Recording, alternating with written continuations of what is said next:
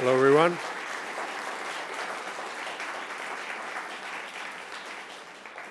Thank you so much. I want to welcome everyone to the 34th Annual Festival of Authors.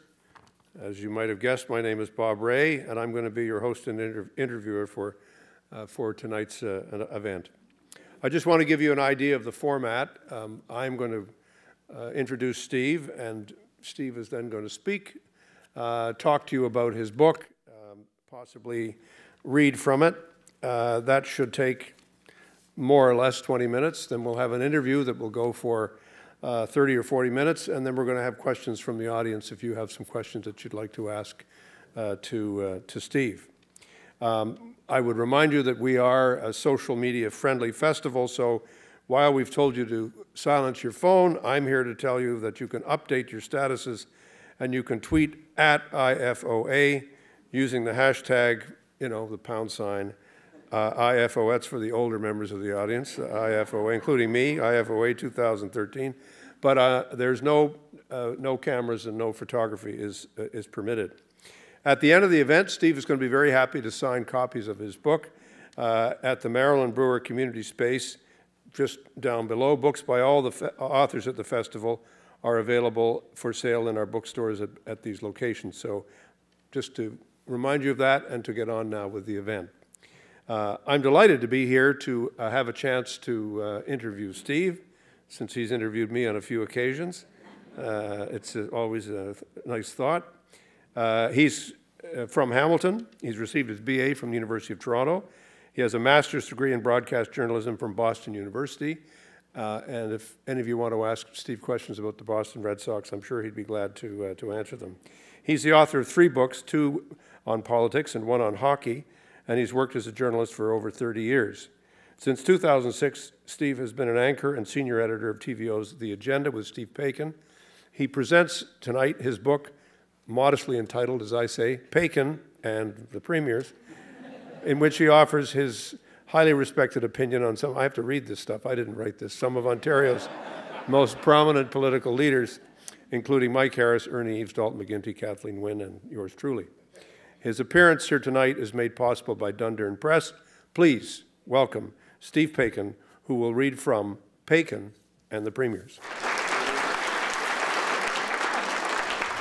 Hi.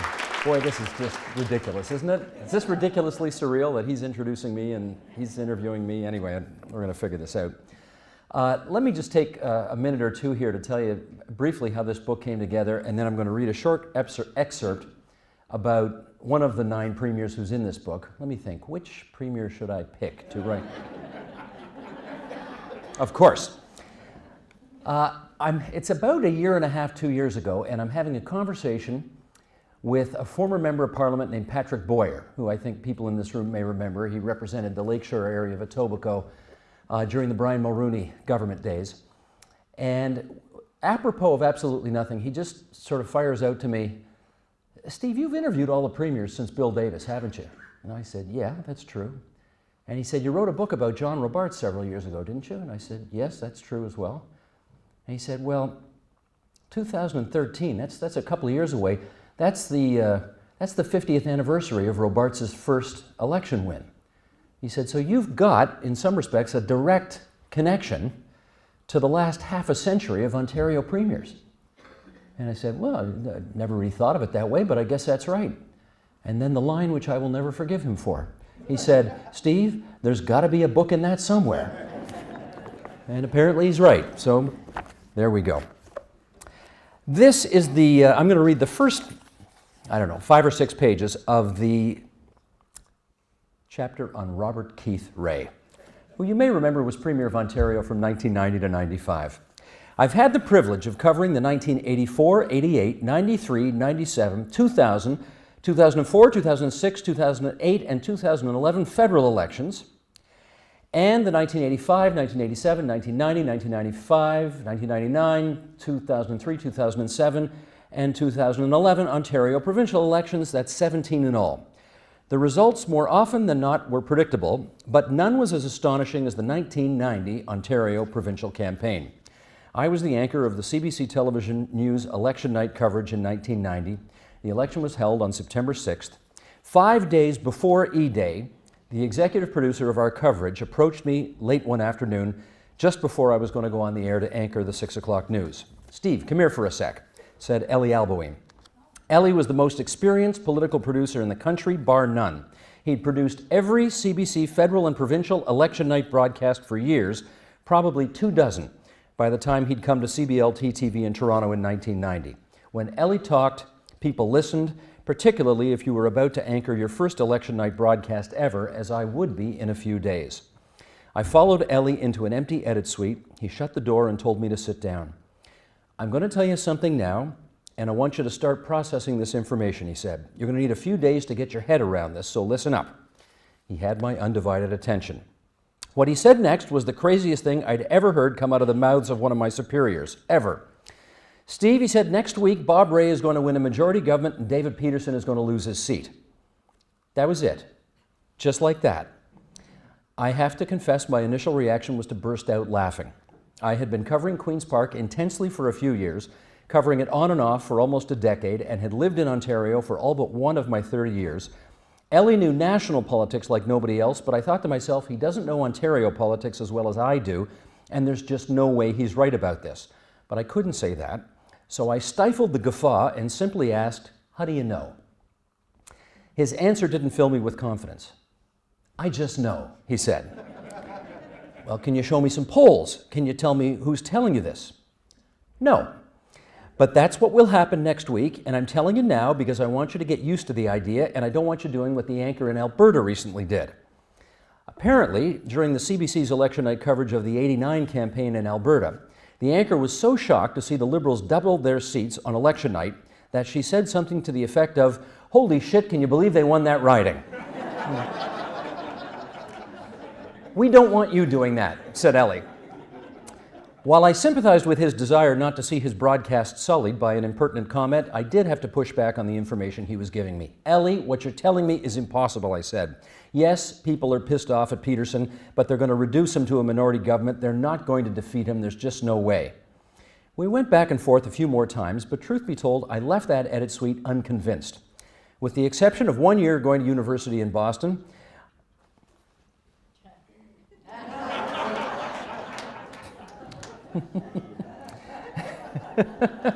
I'd lived my whole life in Ontario. I followed politics carefully. I had a feel for what was possible in this province we called a place to stand and a place to grow. Ontarians simply did not elect NDP majority governments, and they hadn't defeated a sitting premier in his own riding since George Drew lost High Park in 1948, and even then it wasn't because they were trying to get rid of his government. In fact, Drew's PCs won a majority in that election, but the premier suffered personal defeat because an anti-booze movement led by William Temperance Willie Temple targeted Drew, accusing him of not being strict enough on liquor sales and consumption. But those unique circumstances were not at play in 1990. Yes, David Peterson's poll numbers would drop significantly, but in the dying days of the campaign, they rebounded somewhat. With a week to go, Rae's New Democrats actually hit 44% in one public opinion survey, a surefire majority government. Rae's advisors warned him to be careful of his rhetoric because, unlike me, they saw an NDP victory in the offing and didn't want the leader to commit his future government to promises that would be impossible to fulfill. The Liberals went on a rampage in the last week, mercilessly attacking the NDP as completely unfit to govern. At one point, referring to the oncoming recession and the NDP's inability to manage it, Peterson even suggested, quote, children would starve in the streets if Bob Rae became premier. The tactics worked. Rae's numbers started dropping. A seed of doubt was sown in some of the electorate, but not quite enough for the Liberals. As I took my place on the set on election night, Ellie's words were still in the back of my head, but I just couldn't envision it. Someone asked me before the polls closed how I saw the night unfolding, and I stuck to my story. Peterson loses 30 seats but hangs on with a minority government, I said. Peterson went into that election with more than 90 of the legislature's 130 seats. He could afford to lose a few dozen and still retain power, or so I thought. That was the night I stopped making predictions. Yes, the Liberal carpet bombing in the dying days did depress the NDP vote by about 7 points. So New Democrats had to be satisfied with just 37.6% of the total votes cast. But the votes split in a miraculous way for them. And that's how Bob Rae became Ontario's 21st premier, winning 74 of 130 seats. Peterson's Liberals lost 59 seats, not the 30 I anticipated. Even though they were only 5 percentage points behind the NDP in total votes cast, they ended the night with just 36 seats. Lost in the astonishment of the NDP win was a slightly improved performance by the new leader of the PCs, a mostly unknown fellow named Mike Harris, whose party actually dropped 1 percentage point in support compared to the 1987 election, but he gained 4 seats. We would hear more from him in years to come. Now, let me just skip forward a bit here and wrap this up. All right, this was a majority. That damned Elie Alboim was right. Bob Rae did win a majority, and David Peterson did lose his London Centre seat, which he'd held for 15 years. The good news from the CBC's point of view was that I did not go on the air that night and proclaim, "Holy shit, can you believe the NDP won?" However, the bad news was I was so incredulous at the turn of events and so amazed at the history I was observing that after being the first CBC anchor in Ontario history to proclaim it's an NDP majority government, I went on to say to everyone that was watching our broadcast that night, "It's the story of the century." Now, just for the record, I really didn't think that the NDP victory was a bigger story than, say, World War I or World War II, the assassination of John F. Kennedy, the fall of the Berlin War. In my excitement, I just neglected to say 3 rather important words, "at Queen's Park." Had I said that, everything would have been fine because, frankly, it was the biggest story ever in Ontario political history. It was just the second time Ontarians elected a government that wasn't Liberal or Conservative, and the last time that happened was 1919, when they gave the United Farmers of Ontario a minority government. But this was a majority. Having declared the NDP win the story of the century, my next job while anchoring the broadcast was to start jotting down some questions I could ask the incoming Premier, assuming we could get some headphones on him after the victory speech, and to my delight, we did. We went through the typical newsy items.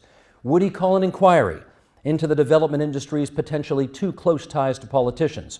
Would he follow up on the Patty Starr affair? Remember that? Yeah. When would he begin to implement his promise to develop a public auto insurance scheme? And so on. Having got all the basic business out of the way, or as much as one can reasonably do in 2 to 3 minutes one has, I knew I wanted to end on something personal, emotional, and memorable. And so I asked about something that cut very close to Bob Rae's core.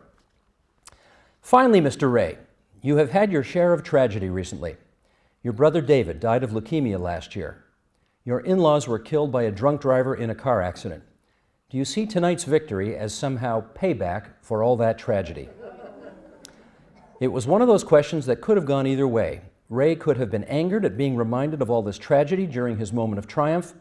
He could have simply taken the headset off and walked away, or he could have blown me off with a pat answer. Instead, he gave us a little insight into his day. Well, he said, I was just saying to my mother this morning that I thought the Rae family was due for a party. Nice. Elie Alboim, to whom I owed an apology after I got off the air, I'd never doubt him again, said after the broadcast it was the best moment of any post-victory election interview he'd ever seen. I was humbled by the compliment, but still ticked at myself for neglecting to say it's the story of the century at Queen's Park. Thanks. Let's get the Premier back out here, shall we? Okay. You need this? I know, I know it by heart. Okay. I memorized it before we got here. Well, this is a rather unique experience for me, being able to ask you some questions. But one question I wanted to start with, and I mean, Steve and I have done, I think, probably 6 or 7 interviews on CBC or TVO, but particularly on TVO. And some people have suggested that I might want to get my own back tonight, but actually I don't, because I think it's I don't have any grudges against Steve, and I resent the fact that I wasn't able to get a second term, and I hold him partly responsible for that. But apart from that, I don't have any. I just wanted to ask you. You love sports, and you're a CFL fan, you're a baseball fan, a Red Sox fan, and so on, and you love politics. And I've often wondered whether that's a problem. because you tend to see the game of it all and sort of look at it as a dispassionate observer. You're not on the field, you're watching these players. Is it the fun of the game that you really enjoy about politics? Is your concern with the sports analogy that, like No. You don't get to answer with an answer. You don't. No, sorry. I can't ask questions? No, you can't ask any question. You have to answer the question. I don't know how to do this if I don't get to ask questions. Well, let me see if I can put this in the form of an answer. Sort of reverse Jeopardy here. If by that question you meant... oh, wow. This guy would make a really lousy politician. Do I regard it the same way as sports and therefore pick a side? Because in sports, I'm allowed to pick a side, and I do pick a side and love it partly for that reason. No, I don't think so. I don't have unlike in the World Series, I don't have skin in the game. I have a lot of skin in that game. I don't. But I think, like most people, I do recognize the obvious similarities between sports and politics, because there are tons. And if you love baseball, you love strategy. There's tons of strategy in politics. If you like hockey, you love elbows up in the corner. It's a tough game. So's politics. I don't have to tell you. There are so many similarities. It's not to say that I'm not fascinated with policy discussions and how decisions are made. You are. If you love baseball, you want to know, now why didn't he bunt there? Why did he swing away? Why was he doing hit and run? You want to know why decisions are made. And that's one of the reasons I've always been fascinated with the 9 people who are in this book. I want to know how they make decisions. I want to know what factors you take into account that allow you, in your own head, to get to a conclusion, and then to sell caucus, to sell cabinet, to sell the public, all of that. And that's overwhelmingly my fascination, is to be able to find out how you do that and then try to explain to viewers, okay, here's how that happened. And you're satisfied that you don't have an ounce of favoritism or a viewpoint that colors your assessment of how people are doing, or how programs are being implemented, or what the substance of a policy discussion is all about? I would answer that this way. Well, we'll see if you do. I don't know. Would you? It's impossible. It's impossible. I suspect it's impossible to have daily interactions with politicians, get to know them, without liking some and disliking others. It's human nature to do that. On the other hand, I love my job, and I want to keep my job. And I know that part of the deal for keeping the job is not being on anybody's team. So you pull your punches? I don't think I punch. I think oh, he's giving me eyes now. Look at this. No, I'm interested you say that, because, I mean, I'd like to explore this a little bit. I mean, you're saying you have to be objective, or you have to be seen to be objective in order to cover the political scene. And I would say, I think you treat everyone equally, fairly or unfairly. I mean, that's depending on your point of view, okay, right? But the issue is, how do you deal with your perspective? How do you deal with your point of view? I would say that the only problem I have with this book is that I don't see a point of view here. Well, I'm not allowed to have a point of view.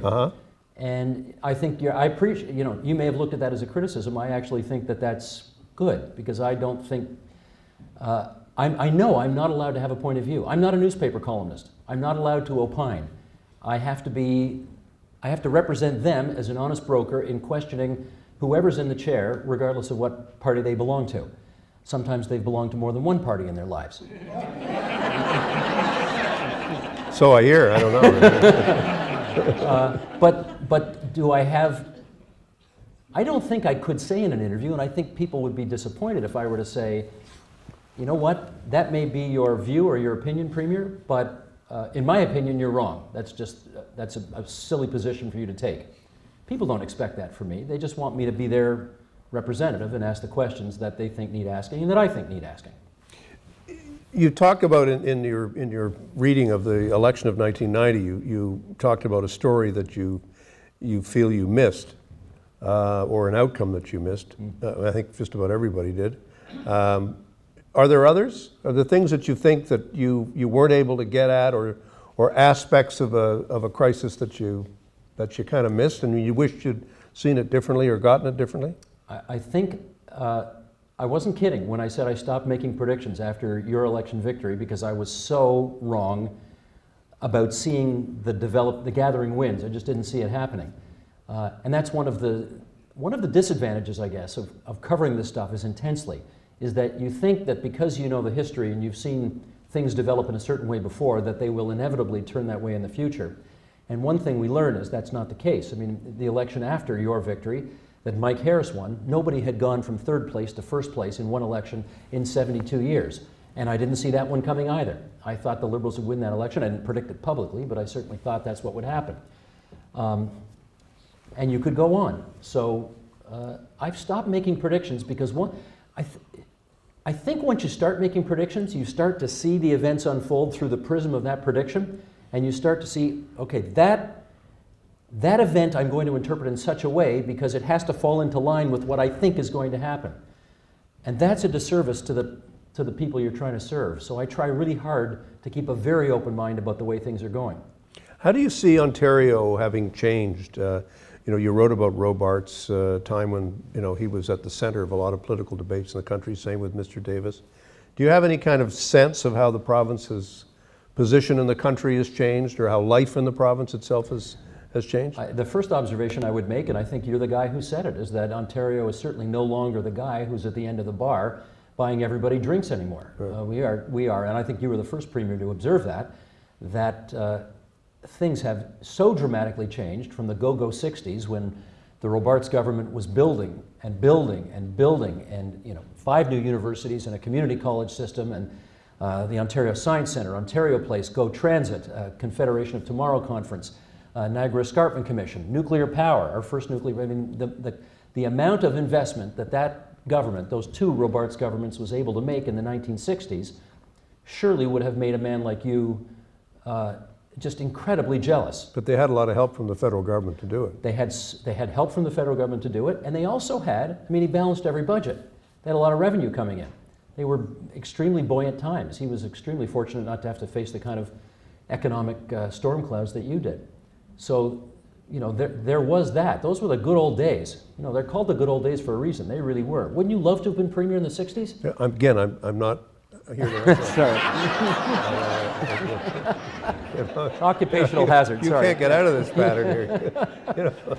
Anyway, so that's the biggest change. The biggest change is that everybody since you has a new set of realities to deal with, which is, one example, unlike in John Robarts' day, where the federal government paid 50% of all of healthcare costs, today they pay 18, something like that. So it's a different universe for Ontario premiers now. And if you had to give advice to a new premier, or a premier that will, or premier win, or to whoever becomes premier in the future, what lessons would you draw from the experiences of the successful ones and the ones that were not as successful? I'm glad you put it that way, because I would not offer any politician any advice. I never have, and I think it's a very bad idea for journalists to offer advice. Looking back, what I would say is that the people who have been the most successful, generally speaking, you can't say this as a hard and fast rule, but the people who have been most successful are those who are most true to themselves and most authentic. And the people can see BS a mile away. There's a reason Frank Miller wasn't able to keep the Tory dynasty alive, because they ran him as if he were the second coming of Bill Davis, and he wasn't. And the people could smell that inauthenticity. The Tory party's roots in Ontario were so strong after 42 years that even though he ran the worst campaign ever, he still won the most number of seats. Not the most number of votes, but the most number of seats. But people could sense that he wasn't running as who he said he was. Same problem for Ernie Eves. They were running him as the second coming of Mike Harris. He wasn't. If you're yourself, and I would observe that I think it's fair to say the Liberal Party of Ontario today ought to be, given the problems of the last couple of years, 15 or 20 points lower in the polls than they currently are. I mean, the kind of barnacles that they have on them right now after the events of the last year and a half or 2 years are really significant.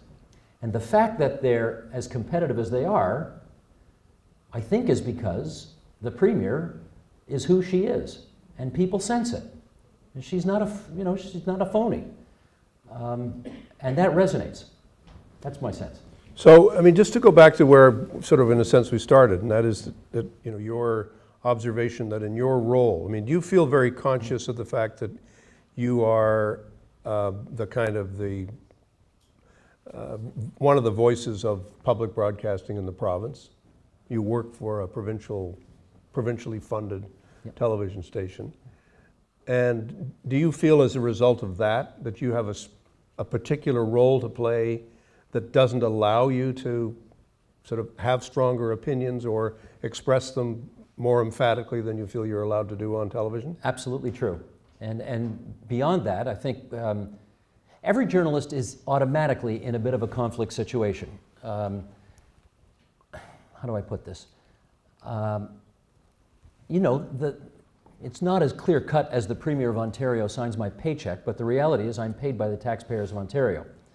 And there were moments when, for example, Isabel Bassett was the chairman and CEO of TVO, and her husband was the Premier. And, it occurs to you that being particularly tough on the Premier of the day then potentially was problematic. And I raise this story because, to her great credit, never once in her time did she ever come up to me and say, could you cut Ernie a break? I mean, you're really being tough on him. I mean, I thought we were being as tough or not as the circumstances merited because he was having his successes and failures as his premiership unfolded. People who work in private broadcasting would have similar conflicts. I remember the days, and I think you were premier at the time actually, when there was a strike at Eaton's, or they were trying to organize at Eaton's. And CFTO, which was owned by the Bassett and Eaton family, wouldn't cover it on the evening news. It was one of the biggest stories in Eaton's history in Toronto, and they wouldn't cover it because, Bassett family, Eaton family didn't want any bad news about this happening on their airwaves. And I remember the line you said, actually. Can I tell people what you said at the time? I don't know if I said it. I don't know. Again, I'm not. You may want to attribute something to me. I can then deny it. You can deny.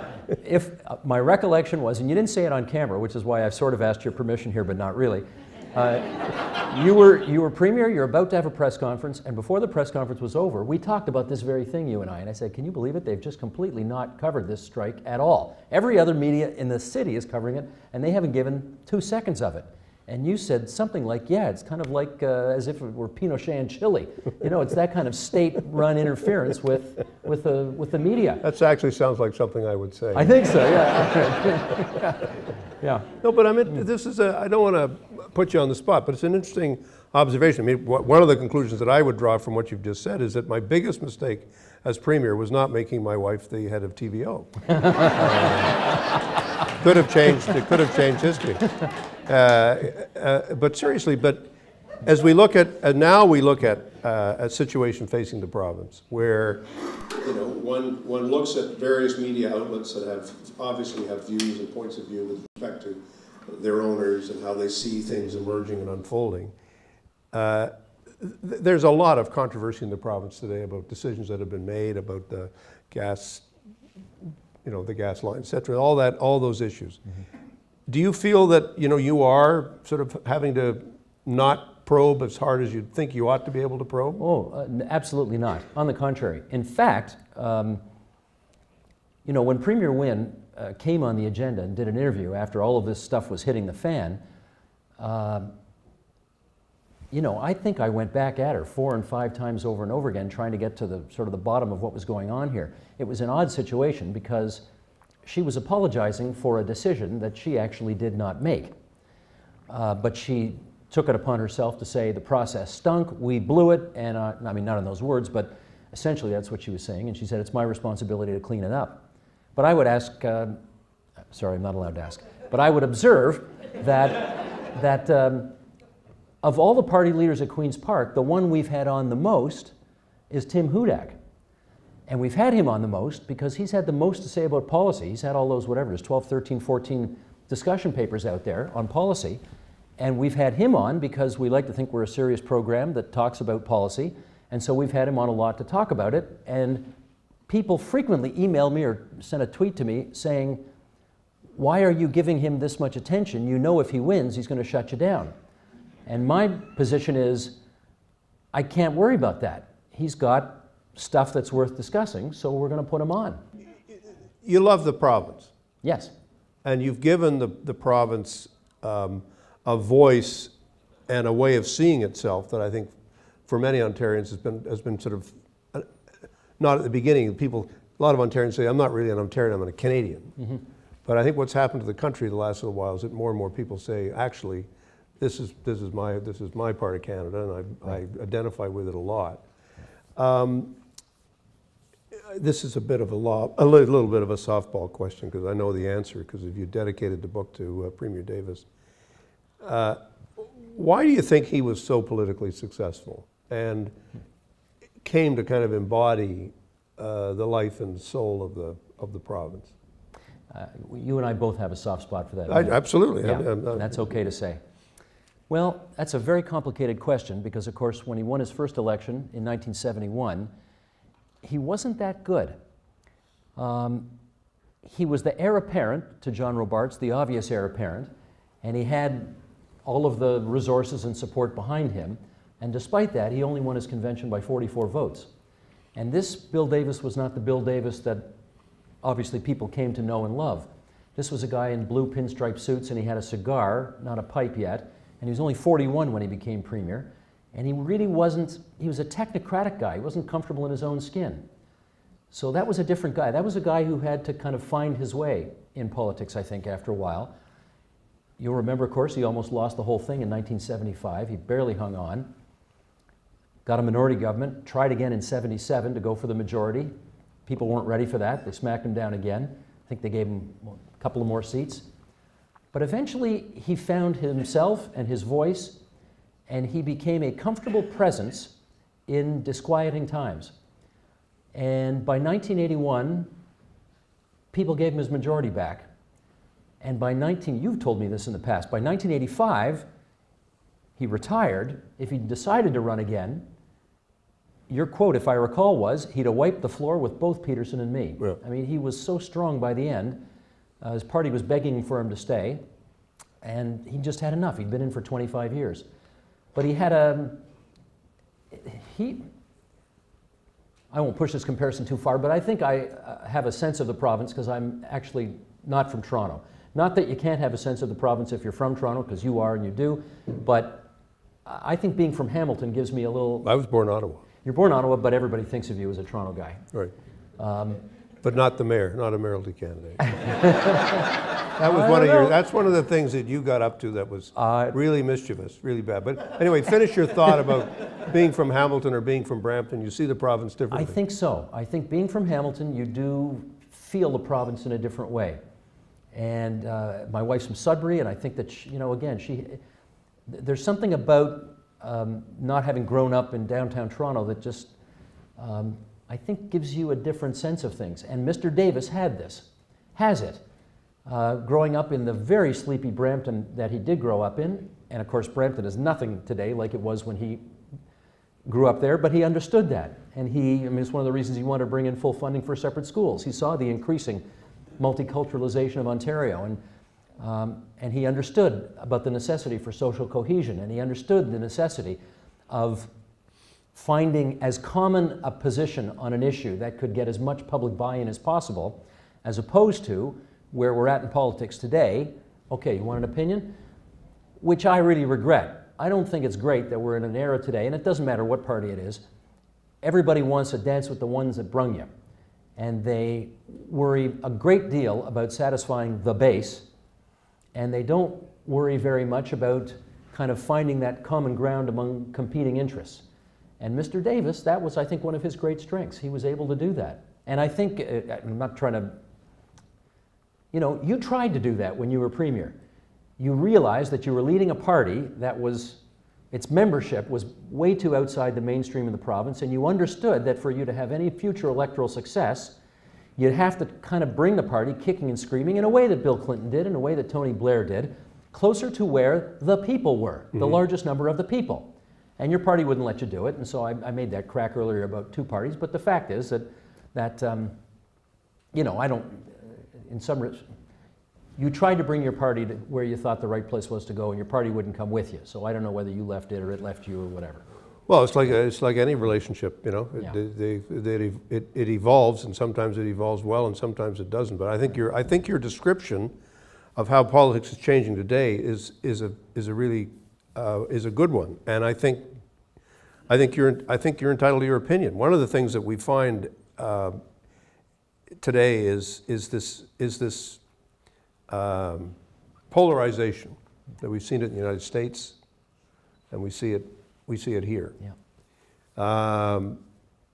How do you, if you had a crystal ball, you're looking out there. I know predictions. I know you don't want to make any more predictions. Oh, you know, come on, you get back on the horse, for God's sake. You screwed up 20 years ago. So what? So did everybody else. I wouldn't worry about it. You got to look at it again and say, okay, how do you see this evolving? Because I think the Premier is trying to reach out and trying to bring people together, and I think you're right about her remarkable personal following out there. But you've got two other parties that are very much trying to break that up and trying to undermine that sense of bringing people together. What do you think is going to happen? Based on this book, okay. What do you think is going to happen? It's harder sitting in this seat, you know. It is. Oh, yeah. And now easier to ask the questions. Now he's figured it out, right? Okay. I would merely observe the following. Good Lord, boy. Ease up. I think one of the fascinating evolving stories in Ontario politics today is that you have two, coincidentally, female leaders who seem to be fighting for that center-left voice in the province and have, in some respects, vacated a bit of the middle where most of the people are. And when Frank Miller did the opposite in 1985, when he vacated that center that the PC party so skillfully held for 42 straight years by moving right, he created a vacancy. And David Peterson, mostly, and you, the next time around, quite skillfully moved in to fill some of that space because you recognize that's where most of the people are. One of the things that fascinates me about politics today in Ontario is that Tim Hudak has still very firmly planted his flag on, by Ontario standards, what would be the far right wing of the political spectrum. There's this room that's opened up in the middle, I think, but he's not moving over to occupy any of it or to try to appeal to it. He's staying where, I'm not making this a criticism, it's an observation. He's staying where I guess he believes his true values and true principles are. The risk in doing that is that he may be giving up the chunk of the vote that he needs to become Premier. All those red Tories who are looking for a reason to vote for Tim Hudak, but can't because he's too right-wing, would love him to toss them a few bones. Give us something, Tim. Give us a reason to come over. And he's not doing it. And, you know, we can go in all sorts of speculation about why that is, but the fact is he's staying over here. And, you know, I guess we'll find out whenever the next election is held whether or not that was a good idea, whether being, you know, absolutely firmly true to his principles over there was the right move, or whether, you know, offering a few baubles to the middle because there are people there who want to support him and they don't want to stay home and they don't want to vote Liberal and they can't vote NDP, you know, whether that'll work. That's sort of the big story that I'm watching to see how that unfolds over the next year. You see, that wasn't so difficult.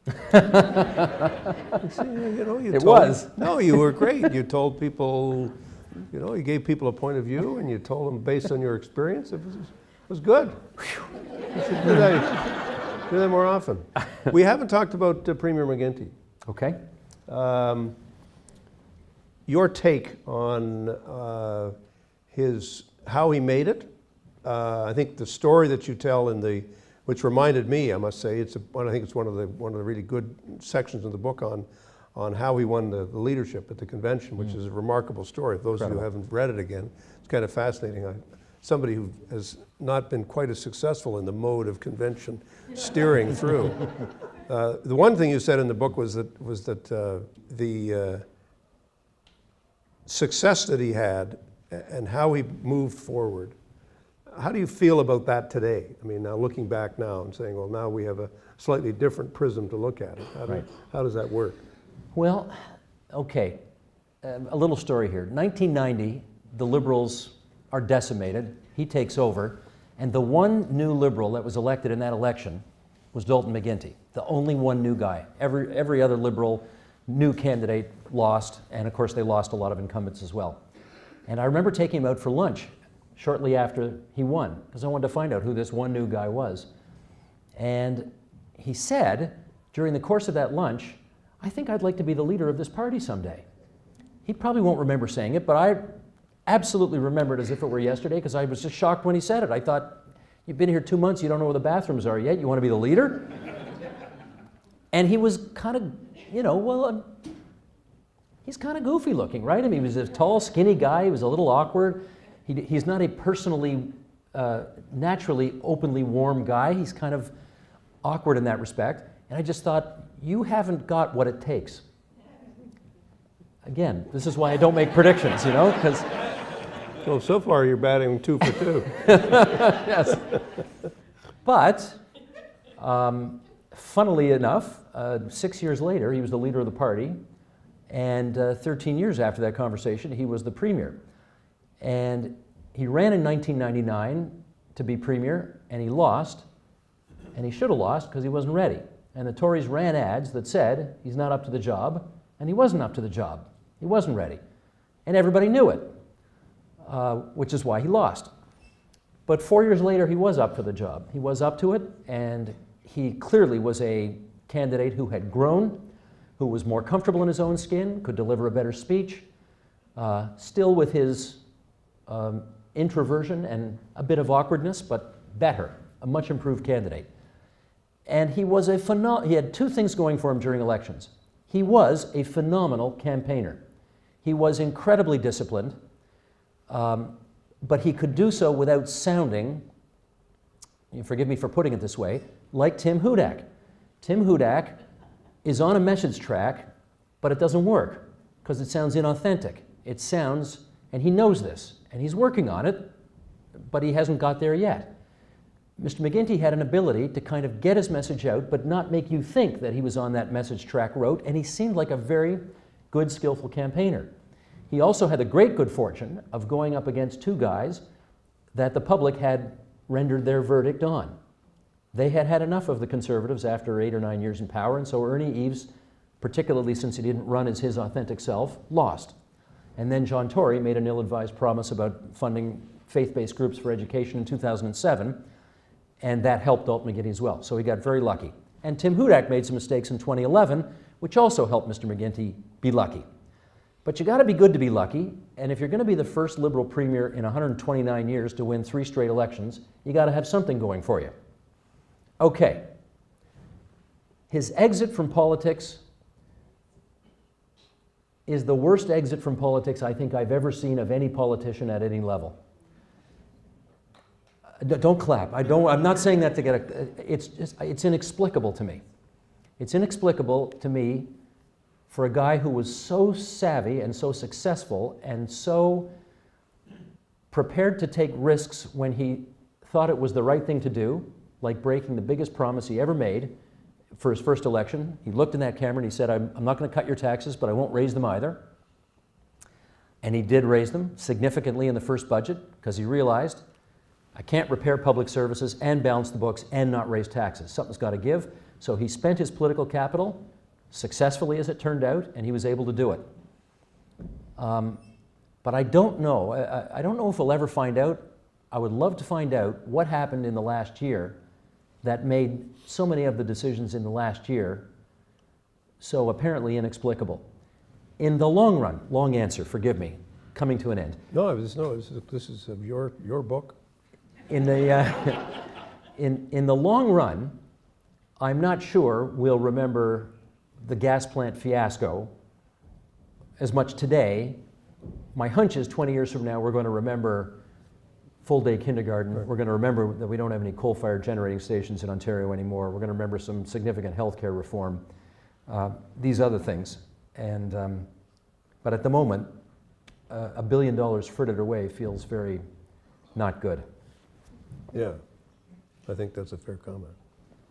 Do you ever think about a wider canvas? I mean, do you think about international politics or national politics more broadly? Do you have an interest in you know, you've done this, you kind of, you know, this is, you've covered the province like a blanket for quite a while. What's next? You're a young guy. Not that much actually anymore. The funny thing is... Well, I mean, you know, compared to the guy who's talking to you, you're pretty good. I think we're only about 12 years apart. Whatever. You're the statistician. I mean, you know. Okay. Speaking of statistics, that's the one question I'd ask Mr. McGuinty if I had another chance. I'd ask, why didn't you hang around as Premier for 4 more days? Because he could have passed Robarts on the all-time list if he'd hung around for 4 more days.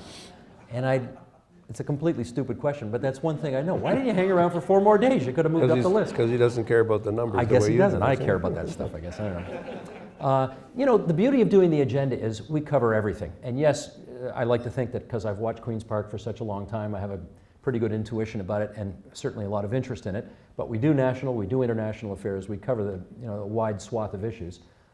I don't know if I'll ever write another book again. I always swear I'm never going to because they're very, as you would know, it's actually, I tell this story everywhere. I love your story because before I wrote my first book, I actually talked to him because you had written books, and I said, how do you actually, you know, how do you get this done? Because it's a huge undertaking to write a book. And he said, AIC. No, AOC. Oh, AOC. Yeah. I thought it was ass in chair. No, on chair. Ass on chair, okay.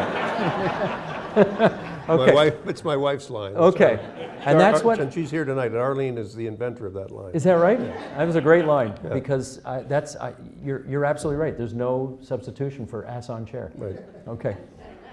But the only, I think maybe the one other book that would sort of get my ass back on chair is, you know, no disrespect intended, I think there's probably only one political legend left in the country today, unambiguously. I mean, we could argue about a bunch of them, but Bill Davis is a legend. You know, his electoral success, his policy success, you know, I know he wasn't up there on the stage with the Queen and Pierre Trudeau and Jean Chrétien and Michael Pitfield, but it wouldn't have happened without him. Right. We wouldn't have a Charter of Rights and Freedoms and a repatriated Constitution if not for Bill Davis. And the last word on Mr. Davis's political life at the moment is Claire Hoyes, who wrote a book about Mr. Davis 27 years ago or something like that. And I keep kind of teasing him, annoying him, bothering him, urging him that somebody should do a better biography of his life than Claire Hoyes. I mean, Claire Hoyes is a small C conservative who didn't really respect or think much of the Davis government, and the book reflects that. And I think another quarter century later, I think the man's entitled to a different interpretation of his time in public life. I don't know if he'll ever do it because he's an intensely private guy, and I think there's a lot of stuff he just doesn't want to visit until more people have died, quite frankly. You know, I think he would find it personally difficult to say the truth and hurt people if they're still around.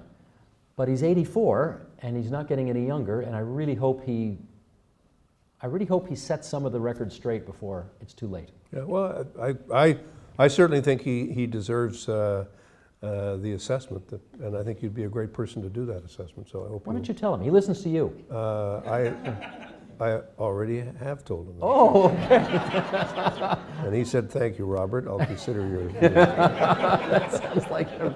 That sounds like him. Well, ladies and gentlemen, we've had a good go round with Steve, and you now have a chance for your moment in the sun yourselves. I'm just trying to look out, see if I can see in the audience there's some people who might or might not have a question. I'll repeat the question for our audio listeners. Sir, at the back there, and then I'll go over here. There's 2 others, yep. You've spoken about possibly writing a book down the road, and earlier you explained how you do your best to approach your current job on the agenda in a very dispassionate, neutral way. Down the road, have you thought about, or might you consider changing gears dramatically, maybe departing from the agenda and getting into the role of a more opinionated role like we see with Piers Morgan on CNN or Rex Murphy? So the question to Steve is, does he want to become Piers Morgan or Rex Murphy in the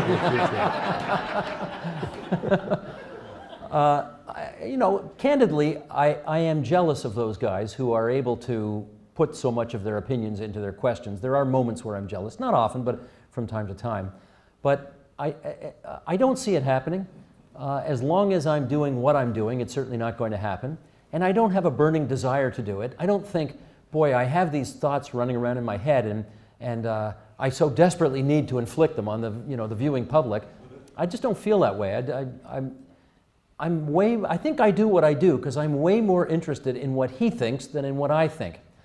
And it's one of the reasons why I have the job that I have, is because I don't really care what I think about stuff. I really am interested in what they think about stuff.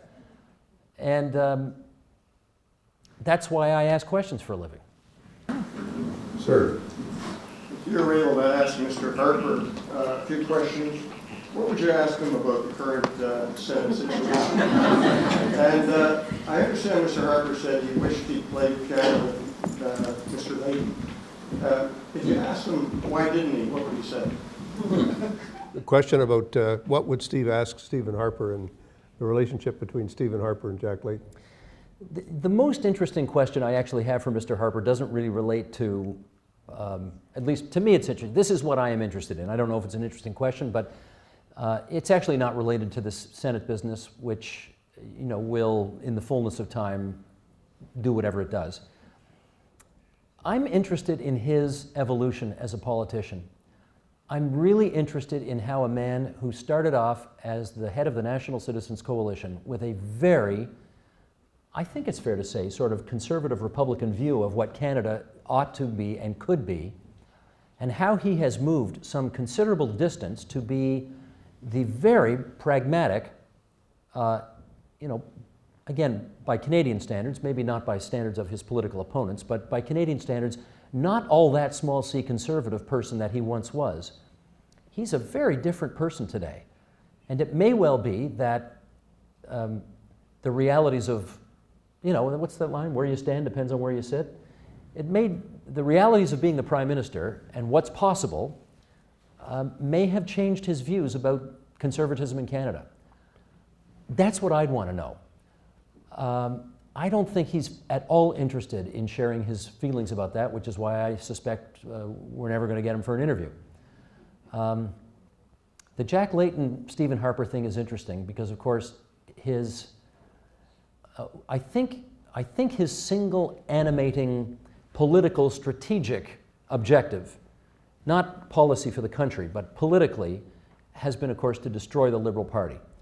And if he could do that, he saw a scenario whereby if the Canadian public is given the choice between the Conservative Party of Canada and the New Democratic Party of Canada as really the choice, and the Liberals are this insignificant little spent force over here, which I may add, they're not, I think in large measure because of him. Not saying that because he's here, but it's true. Did you ever say that on air? I did. I did. In fact, boy, can we tell one little tale out of school here? He and I ended up at the same party one night. And I got to come back to the end of your question, but while it's in my head. We ended up at the same party one night, and I know you took that promise, that you took the interim leadership on the condition that you not seek the permanent leadership, and every time people observed that, you're doing a pretty good job, maybe you want to rethink this, and you always had this sort of maddening answer of, well, I took the job under certain conditions, and as long as the conditions are like, yeah. I mean, you gave yourself a little wiggle room to kind of change your mind. But I did go up to you at one time at some party, and I did say, you really should rethink this, because the party really is doing a lot better with you at the helm. Now, this was before Justin Trudeau decided he wanted to run, and in fact, I think he was on the record as saying he wouldn't run, so that option wasn't there. And you looked at the time like you really were the best option for the party. And then for your own perfectly reasonable reasons, you decided not to do it. But to get to the end of your thing, Stephen Harper, I think, thinks if it's a choice between Conservatives and New Democrats, Canadians will choose a moderate Conservative party 9 times out of 10. So that might be part of the explanation why he had a particular affection for Jack Layton as well.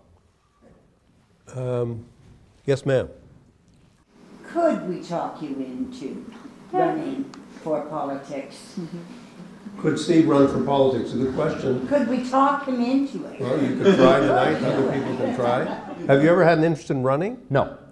You said that too quickly. Like, you know. Because that's an easy one to answer. Yeah, right. That's an easy It's one to answer. never occurred to you. Well, when people keep... I've been asked over the years, and when people ask you, it occurs to you. But I've never given it a second's thought. And when you said, replace the powers that be, I mean, in my life, my wife's the powers that be. So I have I'm not here to replace her. But no, I don't have any interest in doing the job.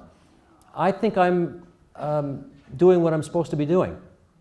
And there are other people, frankly, with much thicker skin. The other thing is, when you do I think, I don't know if you'd agree with this, you tell me. I think if you're a teacher or... Look, I'm not the authority figure here. You're up here then. But you've done this and I haven't. So I think that when you're a lawyer, or when you're a teacher, or when you're a steel worker, or when you've had that kind of a job, and you leave that job to go into politics, and you do your public service, and you can go back to those old jobs. All things being equal. There's nothing that disqualifies you necessarily from going back to those jobs if you've been in public life. If I were to run, I can't go back. Well, you couldn't go back to being I can't go back to this. This job at at TVO. Yeah, right. You could go back to one job. You could certainly be a journalist and a commentator and do other things. I mean, there's lots of people out there. I mean, the world of public commentary is not confined to people who've been lifelong journalists. Okay, let me give you a better reason then. When you look at what's happening in Ottawa today, do you think it's a good idea for more journalists to go into public life? Well, as long as you know how to fill out an expense form, you should be all right. Sir. Hypothetically, if a recent politician were thinking of switching political allegiances, what advice would you give them as to how best to accomplish that? Honestly, I would say win, because I'm frequently disgusted at the double standard that exists in this country when people switch parties. And let's face it, the greatest, most important Democratic leader in world history switched parties a couple of times, I think. Winston Churchill. 3 times. 3 times, okay. But who's counting? What did he say? It's one thing to rat, it's another thing to re-rat? Re-rat, right. So, Mr. Ray changed parties for good and logical reasons. Ujjal Dosanjh changed parties for good and logical reasons. Scott Brayson changed parties for good and logical reasons. It happens all the time. David Ramsey, your former caucus mate when he was with the NDP, changed parties for good and logical reasons. I don't think it's such a big sin.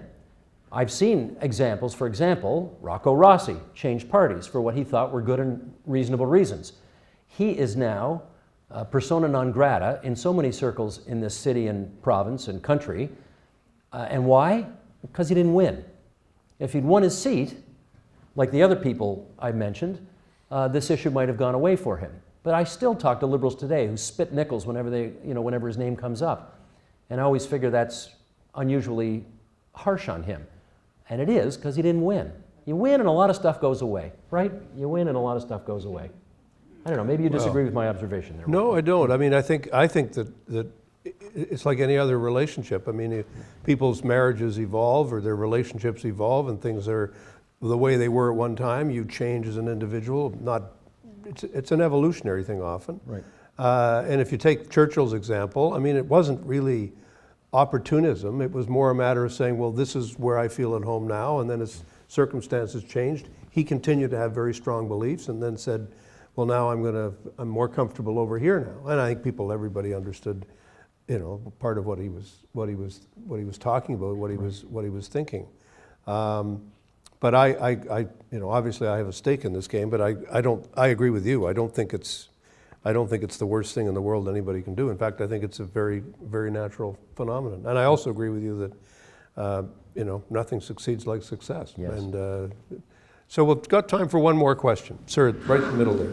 You've spoken about two themes, one being true to yourself and sort of being authentic, and the other is compromise and sort of moving to the middle. Mr. Davis presumably did both, in part because they meshed together. The challenge for Mr. Hudak might be that he's actually being true to himself, and that doesn't allow for the middle. So how do you kind of, how do you deal with that contradiction? If you're true to yourself, does that necessarily mean that you have to move to the center? It might mean that you have to stay where you are, because that's being true to yourself. And applied to Mr. Hudak, who's the Conservative leader today, how does that mesh with the Davis tradition?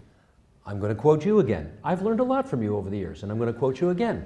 And I remember you're saying once upon a time, the very first door you knock on and the very first hand you shake when you're campaigning, you're already putting a little water in your wine because you want to get that person's support.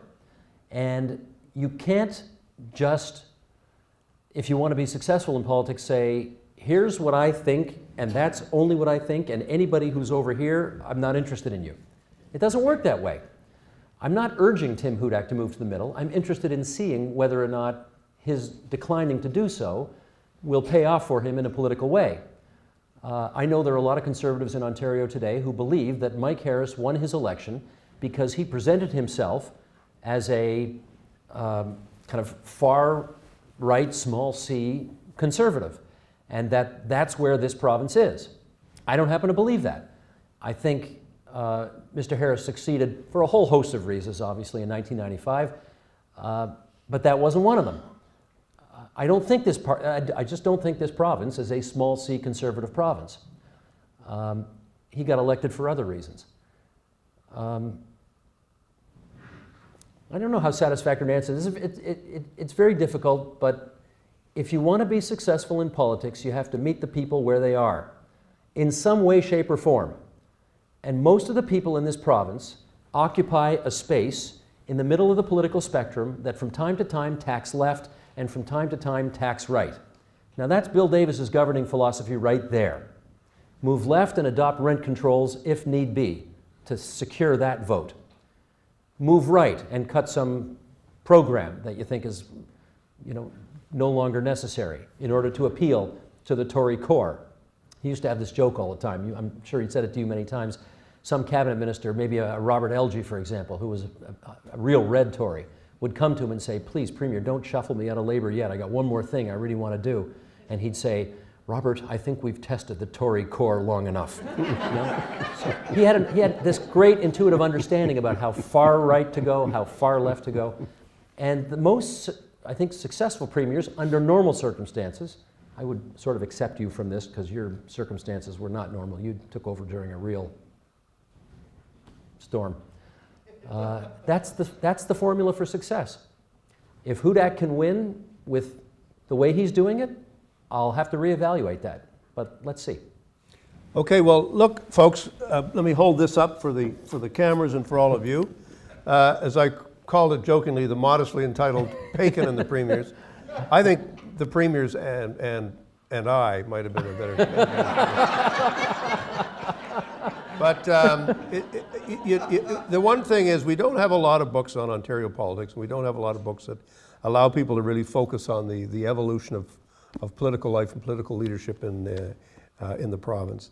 I think all of us who've been at the coalface in Ontario know that once or twice a year we're going to get grilled by this gentleman, and it's always going to be a challenging experience. And I think we've all learned a lot tonight, and I think we've all learned a lot through the last half century from the observations of this individual. You know, and people have told me. I hope he you know, lets her rip a little bit more and kind of loosens up a little, you know. People have told me they thought my interviews with you were the chippiest, that you were the most in my face, as it were. Well, yet again, I don't have to answer that tonight. I would only say that I've always believed in an interview that you should never allow the assumptions of the question to go unchallenged, and you should never accept the premise that the box that you're being put in. And if you try to put me in a box, then I'll try to break out of the box. And I would observe that you would always try to put me back into that box again. And so that's what makes it, you know, an interesting discussion. But I mean, you don't go on these things to be a patsy. You go on them because you're trying to make a point. I mean, I think the interview that was most embattled between you and I was the one before I faced the executioner in 1995, and I was fighting for my life there. I was, you know, you're in the arena and you're fighting. So that's what you do. I mean, Steve, you haven't done your homework. That's Steve, right. that's not right. That's Steve, right. That's not true. No, listen, Steve, if you want to be a patsy for Mike Harris, that's your business. But well, he was tough. The details of that interview have stayed with him much longer than they've stayed with me.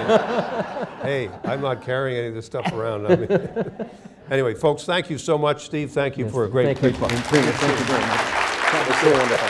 Really enjoyed that. Thank you, everybody. Support Ontario's public television. Donate at tvo.org.